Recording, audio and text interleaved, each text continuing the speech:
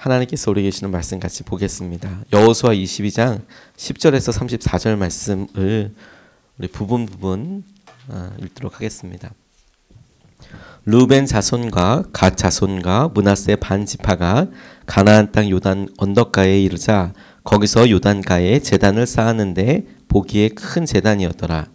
이스라엘 자손이 이를 듣자 곧 이스라엘 자손의 온 회중이 실로에 모여서 그들과 싸우러 가려 하니라. 이스라엘 자손이 제사장 엘르아살의 아들 비느하스를 길르앗 땅으로 보내어 르우벤 자손과 갓 자손과 므낫세 반 지파를 보게 하되 이스라엘 각 지파에서 한 지도자씩 10 지도자들을 그와 함께하게 하니 그들은 각기 그들의 조상들의 가문의 수령으로서 이스라엘 중에서 천부장들이라. 그런데 너희의 소유지가 만일 깨끗하지 아니하거든 여호와의 성막이 있는 여호와의 소유지로 건너와 우리 중에서 소유지를 나누어 가질 것이니라. 오직 우리 하나님 여호와의 제단 외에 다른 제단을 쌓음으로 여호와를 거역하지 말며 우리에게도 거역하지 말라. 세라의 아들 아간이 온전히 바친 물건에 대하여 범죄함으로 이스라엘 온 회중의 진노가 임하지 아니하였느냐. 그의 죄악으로 멸망한 자가 그 한 사람만이 아니었느니라 하니라. 르벤 자손과 갓 자손과 므낫세 반 지파가 이스라엘 천천의 수령들에게 대답하여 이르되 전능하신 자 하나님 여호와 전능하신 자 하나님 여호와께서 아시나니 이스라엘도 장차하리라. 이 일이 만일 여호와를 거역함이거나 범죄함이거든 주께서는 오늘 우리를 구원하지 마시옵소서. 우리가 목적이 있어서 주의하고 이같이 하였노라. 곧 생각하기를 후일에 너희의 자손이 우리 자손에게 말하여 이르기를 너희가 이스라엘 하나님 여호와와 무슨 상관이 있느냐. 너희 르우벤 자손 갓 자손아 여호와께서 우리와 너희 사이에 요단으로 경계를 삼으셨나니 너희는 여호와의 받을 분깃이 없느니라 하여 너희의 자손이 우리 자손에게 여호와 경외하기를 그치게 할까 하여 우리가 여호와 앞에서 우리의 번제와 우리의 다른 제사와 우리의 화목제로 섬기는 것을 우리와 너희 사이에 우리의 후대 사이에 증거가 되게 할 뿐으로서 너희 자손들이 후일에 우리 자손들에게 이르기를 너희는 여호와께 받을 분깃이 없다 하지 못하게 하려 함이라. 우리가 말하였거니와 만일 그들이 후일에 우리에게나 우리 후대에게 이같이 말하면 우리가 말하기를 우리 조상이 지은 여호와의 제단 모형을 보라. 이는 번제를 위한 것도 아니요 다른 제사를 위한 것도 아니라 오직 우리와 너희 사이에 증거만 되게 할 뿐이라. 우리가 번제나 소제나 다른 제사를 위하여 우리 하나님 여호와의 성막 앞에 있는 제단 외에 제단을 쌓음으로 여호와를 거역하고 오늘 여호와를 따르는 데에서 돌아서려는 것은 결단코 아니라 하니라. 제사장 비느하스와 그와 함께한 회중의 지도자들 곧 이스라엘 천천의 수령들이 르우벤 자손과 갓 자손과 므낫세 자손의 말을 듣고 좋게 여긴지라. 함께 읽겠습니다. 르우벤 자손과 갓 자손이 그 제단을 에시라 불렀으니 우리 사이에 이 제단은 여호와께서 하나님이 되시는 증거라 함이었더라. 아멘. 하나님 말씀입니다. 하나님의 함께 하심을 우리가 함께 누리고 있습니다. 오늘 본문 말씀은 요단 동편으로 건너간 세 지파에게 있었던 일로 이스라엘 백성들이 다 깜짝 놀랄 만한 일이라고 받아들여졌던 것 같습니다. 그들에게 있어서 제단을 쌓은 것으로 인하여 아간의 죄가 생각이 나고 아간 한 사람으로 인하여서 이스라엘 모두가 겪게 되었던 고난이 또 오는 것이 아닌가라는 생각으로 급박하게 반응하여서 찾아가서 이야기하고 있는 장면을 보게 됩니다. 오늘 본문 말씀을 통해서 하나님께서 우리에게 믿음의 과정들과 이 과정들 가운데 계속해서 이어지기 위하여 이스라엘 백성들이 보였던 노력에 대하여 우리가 좀 붙잡고 같이 배우고 싶습니다. 첫 번째 좀 주목하고 싶은 것은 무엇이냐면 교육을 위한 제단을 쌓았다는 것이 굉장히 의미 있게 다가왔습니다. 10절로 27절까지 말씀의 내용이 르우벤 자손과 갓 자손과 므낫세 반 지파 가나안 땅 요단 언덕가에 이르자 거기에 요단가에 제단을 쌓았는데 보기에 큰 제단이었다라고 나오면서 설명하는 내용들이 나옵니다. 번제를 드리기 위한 예배용 제단이 아니라 이것은 너희와 우리 사이에 언약이 되고 우리 자손과 너희 자손의 중요한 표징이 되는 그런 제단을 쌓았다라고 설명하는 장면들이 나옵니다. 하나님께서 이스라엘 사람들에게 기가 막힌 방법으로 40년 동안의 삶 가운데 함께 해주시고 인도하여 주셨는데, 이제 요단 동편으로 다시 돌아간 이 두 지파 반, 세 지파에게는 하나님께서 행하시는 은혜를 더 가까이 경험하게 할 뿐만 아니라 이 12지파가 온전히 하나였다는 것을 기억할 만한 수단으로 여겨질 만한 것이 필요했던 것 같습니다. 근데 주목하게 된 것은 무엇이냐면, 이것이 그들이 요단 동편으로 돌아가자마자 보였던 첫 번째 행동이라는 것입니다. 하나님께서 이 모든 일들을 이루셨다라는 것이 생전에 살아있는 사람들이 경험하고 누렸던 그 믿음의 고백이 사라지기 전에 너희와 나 사이에, 그리고 우리와 우리 후대 사이에, 그리고 너희와 너희 후대 사이에 있어야 될 중요한 믿음의 고백으로 쌓았다라는 것이죠. 교육에 대해서 기도하고 생각할 때 우리의 마음은 우리의 믿음이 우리의 다음 세대에 이어지게 되는 것이 간절한 갈망이죠. 그런데 실제로 아이들과 이야기해 보면 아이들은 공부나 미래에 대해서 걱정을 합니까? 안 합니까? 주로 교육에 대해서 고민하고 기도할 때 보면 아이들은 자기들의 진로를 가지고 이마만큼은 고민하지 않는 것 같아요. 오히려 부모들이나 아이들을 정말 사랑하고 아이들을 위해서 뭔가 해주고 싶은 사람들에게는 굉장히 커다란 문제가 되는데, 굉장히 중요한 이슈가 되는데, 아이들에게 있어서는 오히려 교육의 대상자의 입장에서는 그냥 뭐 그렇게 넘어가게 되는 것이죠.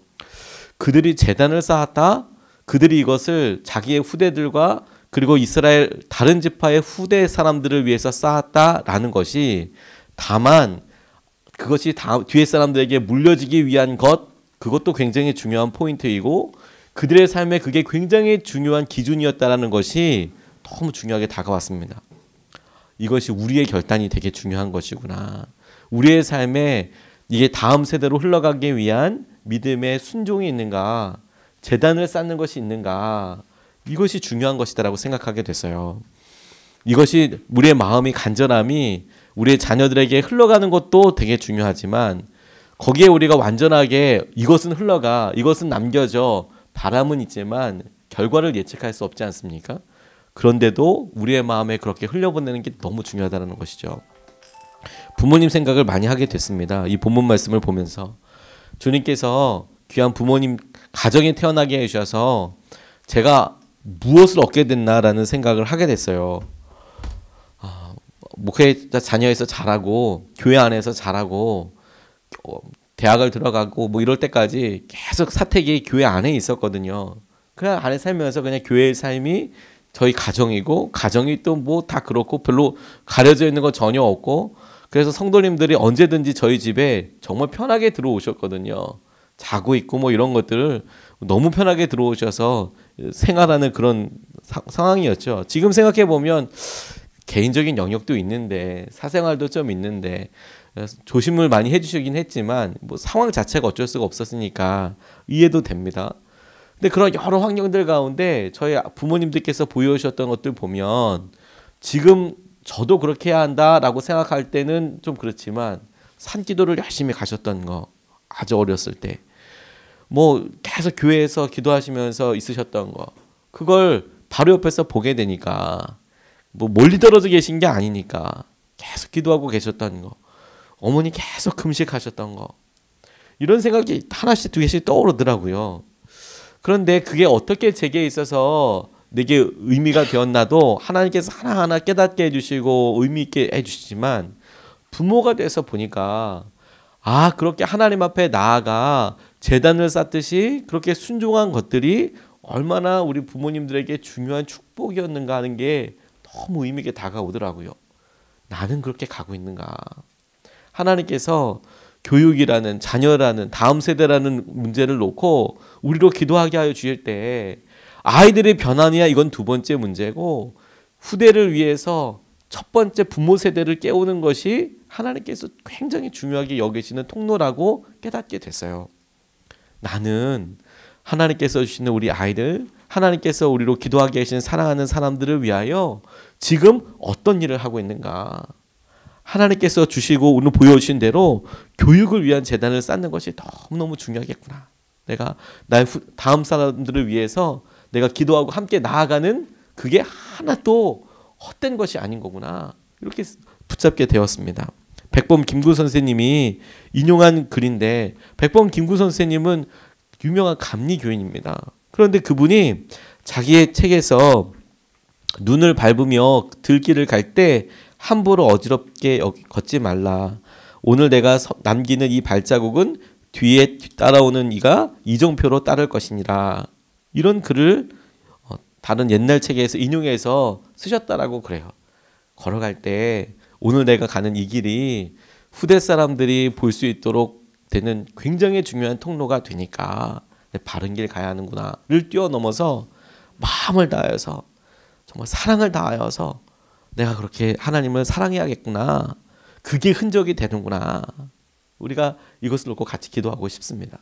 두 번째로 붙잡은 것은 무엇이냐면 소통을 위한 노력이 낭비가 아니라는 것입니다. 하나님께서 부흥을 주시고 하나님께 축복을 주실 때 하나됨이 굉장히 중요한 통로인 것입니다. 12절로 34절 말씀을 부분 보면 이스라엘 자손의 온 회중이 실로에 모여서 그들과 싸우러 가려 하니라. 13절에 제사장 엘르아살의 아들 비느하스가 14절에 이스라엘 각 지파에 산 지도자식 10지도자들을 그와 함께 가게 하니 34절에 르벤 자손과 각 자손이 그 제단을 에시라 불렀으니 우리 사이에 이 제단은 여호와께서 하나님이 되시는 증거라 함이었더라 라고 이렇게 나와 있습니다. 그들이 제단을 쌓았다는 이야기를 듣고 비느하스를 보내기로 결정을 하고, 그리고 비느하스 혼자만 가는 게 아니라 각 지파들에서 전쟁을 담당하고 있는 수장들이 같이 가기도 하고, 그래서 이야기를 하는 것입니다. 그런데 정말 전쟁을 하려고 생각했을 때 전쟁을 싸워야 할 대상들에게 가장 핵심이 되는 사람들이 지도자들만 들어간다? 이건 사실 좀 되게 이상한 겁니다. 정말 전쟁을 하려고 했다면, 근데 그들의 마음속에 이걸 알아봐야겠다라는 생각이 있었던 것이죠. 무슨 일인지 보는 것 말고 그걸 직접 가서 확인해 봐야겠다. 그런데 이 과정이 되게 우리가 얼마나 생략하기 쉬운 것인가 하는 생각을 하게 돼요.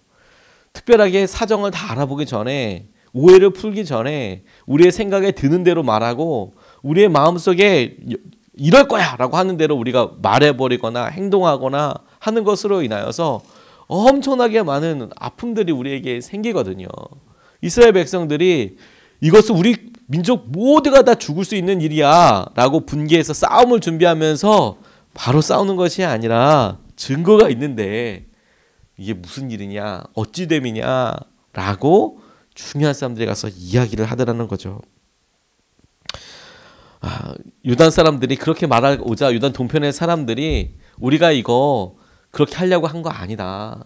그래서 오히려 하나님께 우리가 정말 그런 마음이 있었다면 벌을 받아도 좋다. 마음을 열고 이야기를 해요.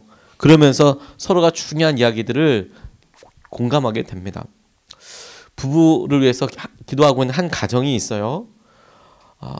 결혼한 지가 얼마 되지 않아서 안타까운 마음으로 기도하는데 마음이 안 통한다는 겁니다. 너무 사랑해서 제 앞에서 그렇게 사랑한다고 몇 번이나 얘기를 하고, 정말 사랑하냐고 몇 번 다시 확인하고, 진짜 결혼할 거냐라고 이렇게 물어봤는데 다 정말 사랑한다고, 알았다고. 그러면 결혼식도 아름답게 행복하게 그렇게 같이 했는데 얼마 지나지 되고 하니까 말이 안 통한다는 거예요. 말이 안 된다는 거예요.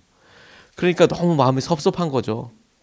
그렇게 생각해 볼 시간이 필요하대. 뭘 생각해 볼 시간이 필요하냐. 어찌됐건 간에 같이 있어야지. 같이 있어야 얘기를 하지. 설득하고 얘기를 하는데 안타깝게 기도하게 되더라고요. 하나님 붙잡아 주십시오. 하나님 물꼬가 열리게 해주십시오. 근데 그렇게 마음속에 있는 상처를 회복하게 할 때 이 에너지가 많이 드는 거죠, 그게. 그러니까 해보다가 힘들다고 어느 한계를 이렇게 맞이하게 된 것 같아요. 그것도 이해가 갑니다. 근데 어떻게 합니까? 그래도 그거 넘어가 보려고 노력을 해야죠. 그게 한 단계 한계를 넘어가는 거 아니겠습니까? 그런데 중요한 것은 그렇게 하나 되는 것을 통해서, 그런 과정들을 통해서 진짜로 마음을 열고 그 사람을 이해하게 될 뿐만 아니라 하나님께서 주시는 축복에 담기는 온전한 그릇이 되더라는 것이죠. 온전한 그릇이. 부부가 그렇게 되는 것이. 부부뿐만이 아니라 우리의 삶에 있어서 모든 사랑의 공동체가, 만남이 하나님께서 하나 되게 하신 이후에 축복을 주시고 그것을 아름답게 쓰시는 것을 보게 된다는 거예요. 하나됨을 위해서 드리는 수고는 절대로 낭비가 아닌 거구나.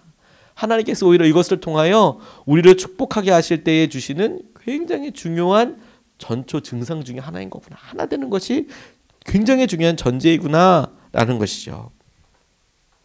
제가 믿음의 공동체들을 굉장히 관심 있어서 많이 보는데 제일 관심 놀라운 공동체 중에 하나가 모라비안 교도들입니다.